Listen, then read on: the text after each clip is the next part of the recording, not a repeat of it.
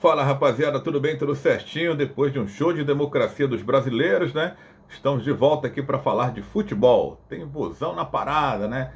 A partir de 8 horas da noite no Castelão, 35ª rodada para Ceará e Fluminense. Tá chegando, hein? O final da temporada, tá chegando o final do Campeonato Brasileiro e o Ceará estará em campo aí sob comando novo, né? Comando, não diria nem interino. O Ceará vai apostar aí no garoto Juca, né? No Juca como treinador até o final da competição. Dizem, né? Eu não vi o clube confirmando que teve duas negativas, né? Porque eu não acredito muito não, porque faltando 4 jogos, acho que não seria razoável tentar contratar treinador nesse momento, né? Afinal, o Ceará não sabe qual será o resultado final. Claro que estamos aqui acreditando do que o Ceará tem potencial para escapar de um rebaixamento. Ainda dá, né? Tá empatado ali com o Cuiabá com 34 pontos. Tá na 17ª colocação porque o time não vence. Vamos ver que agora, se agora, né, com a saída do Lúcio, o time possa evoluir com o Juca, de alguma forma, né? Às vezes você troca ali o comando técnico, há uma empatia maior dos jogadores, né, com o Juca, e de repente o time possa conseguir aí as vitórias que faltam, né? Eu acredito muito que desses 4 jogos, se o Ceará conseguir ganhar 2 e empatar um, acredito que o Alvinegro consiga se segurar aí na Série A para 2023. Afinal, ele está disputando ali com o Cuiabá. O Cuiabá é um time muito fraco, muito mais fraco que o Ceará, apesar que o Ceará teve chance de dobrar ele no Castelão e não conseguiu. Mas se você olhar time por time, o Ceará tem mais time. É um time que passa mais confiança do que esse Cuiabá. Preocupação ali é com Curitiba e também com o time do Atlético Goianiense. Mas o Goianiense está atrás do Ceará. E o Curitiba é um time que não vence fora de casa. Isso pode ser bom para o Ceará tentar aí, conseguir aí as vitórias que faltam, os resultados que faltam. O Coxa preocupa porque tem 10 vitórias. Né? Tem 4 vitórias a mais que o Ceará. Então, o Ceará tem que lutar para terminar na frente em pontos do Curitiba. E pelo menos tentar empatar o número de vitórias do Atlético Goianiense, que tem 2 vitórias a mais. Né? Tem que dar uma secada no Atlético e ao mesmo tempo fazer a sua parte, né? Porque não adianta, né? Você também só secar e não fazer a sua parte. Né? Então é o que o torcedor, que infelizmente não vai poder estar no Castelão logo mais para essa partida. Né? O STJD ali puniu o Ceará com 6 partidas, né, com portões fechados. Essa ainda vai poder jogar no Castelão e a próxima ele vai ter que jogar a 100 quilômetros da cidade de Fortaleza. Então, não sei onde é que o Ceará vai jogar aí a sua última partida, né, que será contra o Juventude. E eu espero muito que até lá o Ceará já tenha definido aí a sua situação de permanência na Série A do Campeonato Brasileiro. Eu coloquei 2 vitórias em empate, de repente vai que o time vença mais, né? Vença os 3 jogos consecutivos, vai que acontece. Aí já salva, já vai ser muito bom aí, de repente, um jogo contra o Juventude já seria, né, um jogo do alívio. Eu espero muito que isso aconteça, né? Mas o jogo é logo mais às 8 horas da noite. O Ceará tem problemas, né, para variar, né? É a estreia, ou reestreia do Juca no comando técnico. Já havia treinado por 2 oportunidades o Ceará contra Bragantino e Atlético Paranaense, com a saída do Marquinhos Santos. Então não é nenhuma novidade, né? O Juca já conhece bem o elenco do Ceará, os próprios jogadores também conhecem, mas tem que encarar esse momento difícil, evidentemente com seriedade, mas também, de certa forma, tem que ter a tranquilidade, já que não terá a pressão do torcedor no Castelão, então tem que dar um jeito de usar isso a favor, de se sentir mais leve, né, de ir para cima do Fluminense, mas claro também, né, a boa equipe do Diniz não chegou aí a essa 35ª rodada dependendo de uma vitória para matematicamente estar na fase de grupos da Libertadores à toa. Então tem que saber encarar de frente esse Fluminense, mas com a responsabilidade também evidente de marcar. Como eu falei, né, o Ceará tem muitos problemas aí de jogadores no departamento médico, né, o Rodrigo Lindoso não volta mais, né, que coisa, né? Foi para lá e não conseguiu sair, né? O Richard também, o volante também está lá no departamento médico, Matheus Peixoto, né, uma contratação equivocada, o Lucas Ribeiro, que só volta na próxima temporada, o Vasquez também, jogador esforçado, mas também não deu certo no Ceará. Aí tem peças importantes como Mendonça e Messias, que vão fazer falta nesse momento, né, nesse jogo contra o Fluminense. E o Luiz Otávio também. Mas o Luiz Otávio não está no DM, ele está suspenso, vai cumprir a suspensão do terceiro cartão amarelo. Isso leva a crer que o Ceará terá que colocar ali na zaga o Gabriel Lacerda junto com o Marcos Vitor. O Gabriel Lacerda é aquele jogador que já tem, apesar de jovem, mas já tem uma experiência na Série A. Não é a primeira vez que ele disputa uma Série A. Já foi aproveitado em outras oportunidades e eu gosto muito do jogo dele. Ele vive ali altos e baixos, mais altos do que baixos, né? Comete alguns errinhos, mas hoje o Juca, os jogadores mais experientes, tem que passar segurança para que ele tente ter tranquilidade e ir bem nessa partida contra o Fluminense. Vai ter que marcar ali um ataque ali com o Arias, né? O John Arias, o colombiano, e o argentino, o Germancano, né? Uma artilharia pesada do Fluminense, estará ali ao lado do garoto Marcos Vitor. Olha, os caras vão querer mostrar serviço, né? São dois jogadores jovens, de bons recursos de velocidade, de boa estatura, e que de repente podem brilhar nessa reta final aí de Campeonato Brasileiro. João Ricardo deve ser o goleiro, o Nino também, uma das unanimidades desse time, o Nino Paraíba na lateral direita, aí o Gabriel Lacerda e o Marcos Vitor, e o Bruno Pacheco, né, que na lateral esquerda, que eu vejo ele hoje, um jogador que vem se sobressaindo em relação ao Vitor Luiz. Vitor Luiz não está jogando nada na dele, o Lúcio tentou colocar ele como terceiro zagueiro, não funcionou. Não foi uma passagem legal do Vitor Luiz pelo Ceará não dessa vez. A primeira passagem dele foi bem melhor. Ele começou até brilhando, né? Em determinados momentos, fazendo gol de falta, inclusive, parecia que ia dar certo, mas de repente a fase dele não é boa nessa reta final. Então o Bruno Pacheco deve ser o titular, na minha opinião. Aí o retorno do Richardson, preocupa esse meio campo, né, do Ceará, onde ele tem o retorno do Richardson, que é sempre um jogador muito regular, mas nessa reta final também não vem bem, né? Vem cometendo alguns errinhos ali, que às vezes colaboram para que o time tome gols. A gente espera que ele consiga uma recuperação a partir desse jogo contra o Fluminense. E o Fernando Sobral, que é aquele jogador que tem muita vontade mesmo, tem muita garra, mas só que o Sobral há muito tempo não joga aquele futebol que ele apresentou na época em que ele se tornou um dos principais jogadores do Ceará, que o treinador era o Guto Ferreira, né? Por isso que o treinador realmente faz a diferença numa equipe de futebol, né? O Sobral foi destaque em outras equipes por onde passou, até chegar no Ceará, onde ficou escanteado ali, mas quando o Guto Ferreira assumiu o Ceará, conseguiu ali extrair o futebol dele, que era um jogador ali que chegava na frente para finalizar, né, na construção de jogadas, funcionava aberto pela direita, na marcação, mas depois que o Guto foi embora, o jogador acabou se lesionando, e depois que voltou de lesão, nunca mais foi nem a sombra daquele Fernando Sobral, mas deve jogar nesse meio campo. O Diego Rigonato, jogador também que deixou uma boa impressão no torcedor alvinegro, de que daria certo, mas é um jogador veterano, acabou se contundindo, houve uma demora aí para a recuperação dele, depois retornou, mas não retornou bem também, mas vem tendo aí oportunidade nessa reta final. Jogador experiente, né? Então, espera-se muito dele ali ao lado do Vina, né, que deve jogar. O Vina também, o torcedor espera muito dele, né? O próprio Vina tem que se cobrar mais atitude em campo, né? Não pode ficar também só nas costas do Vina não, né? Mas agora ele vai ter a companhia do Rigonato ali ao lado dele e do próprio Lima, né? Que é um jogador também, né, que tem lampejos, mas que tem capacidade às vezes de decidir um jogo ali numa cobrança de pênalti, num tiro ali de média e longa distância. Ele tem talento para isso.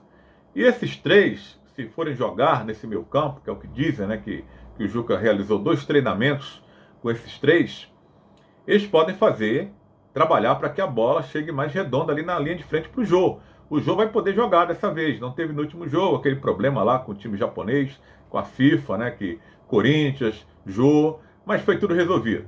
Então o Jô está de volta nessa reta final para ajudar o Ceará. Então, quem sabe com esses três que eu falei agora, o Rigonato, o Vina e o Lima, a bola chega um pouco mais redonda para ele poder guardar lá dentro do gol do Fluminense. Como também tem o próprio Nino, né? Tem bons laterais que podem passar ali para construir essas jogadas para o Jô. O Nino pela direita e o Bruno Pacheco também pela esquerda. Olha, acredito muito nesse time, se for esse aqui e for confirmado pelo Juca, em que possa vencer o time do Fluminense. Alguns probleminhas que a gente pontuou aqui, mas toda equipe tem seus problemas. A gente vai chegar no Fluminense também, que está bem, mas tem seus problemas, no qual o Ceará pode também explorar. Né? Claro que o Fluminense vai tentar explorar ali um pouco do desespero, né, que todo mundo acha que o Ceará está. Eu espero que não, que a torcida normal, né, tá ali aquela intranquilidade, mas os jogadores não tem que estar nesse clima não. Mas quem vai jogar contra, acredita, né, que o time está desesperado, porque entrou na zona de rebaixamento. Mas assim, tem jogadores experientes, acredito, e uma mescla com esses garotos que vão entrar na zaga. Acredito muito, se for confirmar essa equipe, de que possa conseguir ali um triunfo contra o time do Fluminense, né? Pois é, tem muitos jogadores fora, né, como eu falei, né, alguns que nem têm essa importância toda aí para o time do Ceará, outros têm, né, como é o Luiz Otávio, o Messias, o Mendonça, são jogadores. O Lindoso eu coloco nessa lista porque ele vinha bem, mas há muito tempo não joga, né, a gente já descarta porque acho que há tanto tempo não joga, não volta mais nessa temporada não, né, se voltar, não vai voltar bem, o Ceará precisa de jogadores bem inteiros para essa reta final. Vamos falar do Fluminense, do Fernando Diniz, que vem fazendo um grande trabalho, né? Muita gente criticou o Diniz novamente, né, que o Fluminense teve uma queda em alguns resultados, mas os 3 últimos resultados colocaram o Fluminense de volta ao G4 e o time está ali a uma vitória de ratificar matematicamente a ida para a Libertadores na fase de grupos. Né, ele não vai contar ali com o Calegari. Aí, uma das dificuldades do Fluminense é justamente essa: contratou mal. Na lateral esquerda, contratou 3 laterais, mas o Diniz barrou todos eles. Tem improvisado, e tem improvisado o último, o Calegari. Improvisou o Caio Paulista já por ali, mas o Calegari está contundido.